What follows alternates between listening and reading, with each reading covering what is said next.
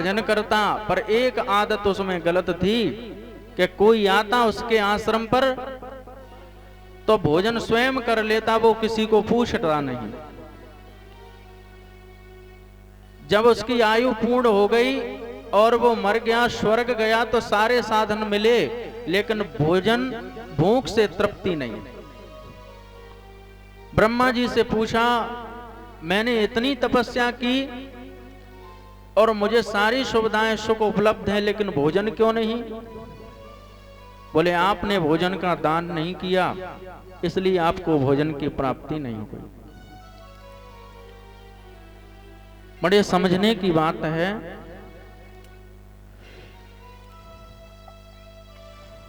हमारे यहां जब कोई अतिथि आता है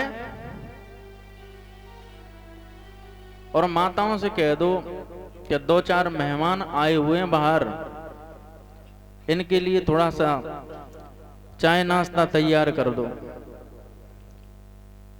तो कोई कोई माँ तो सीधी होती है, अब एक आध बार की हो तो चल जाए, और दिन में 2-4 बार मेहमान आ गए कहीं,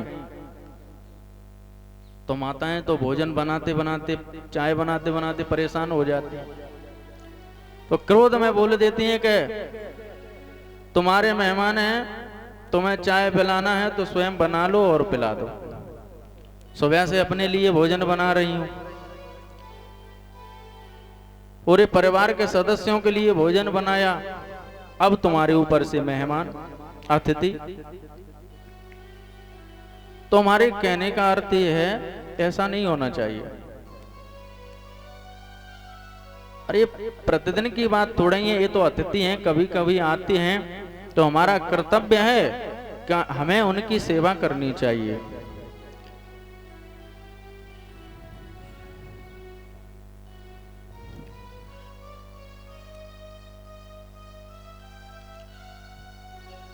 अतिथि सेवा भगवान की सेवा है।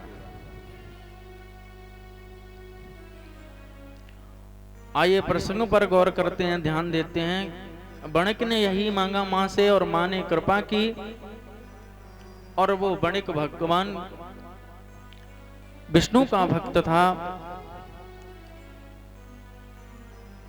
शिव का भी भक्त था, सभी देवताओं की पूजा किया करता था, लेकिन उसके मन में शांति नहीं थी। उसकी धन की कामना की पूर्ति जो थी वो केवल मां की कृपा से हुई।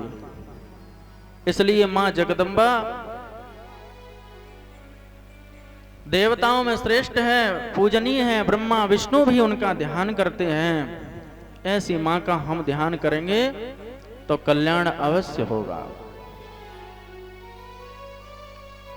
आपने कई प्रसंगों का अभी तक श्रवण किया। 4 दिन से आज पंचम दिवस है, और पंचम दिवस में देवी पुराण में राम कथा का प्रसंग आता है। कथाएं प्रत्येक पुराण में संक्षिप्त रूप में सभी कथाएं दी हुई होती हैं। देवी पुराण में अनेक प्रसंग हैं। सुदर्शन का प्रसंग, सत्यव्रत का प्रसंग, लेकिन जन्मेजय ने यह पूछा कि हे गुरुदेव, हे महाराज, हमने सुना है कि त्रेता युग में पूर्व काल में श्री राम जी हुए थे, और राम को तो भगवान नारायण का अवतार माना जाता है। तो मैंने सुना है कि भगवान श्री राम ने भी मां की उपासना की थी, तपस्या की थी, तो वो तो ईश्वर हैं, भगवान हैं,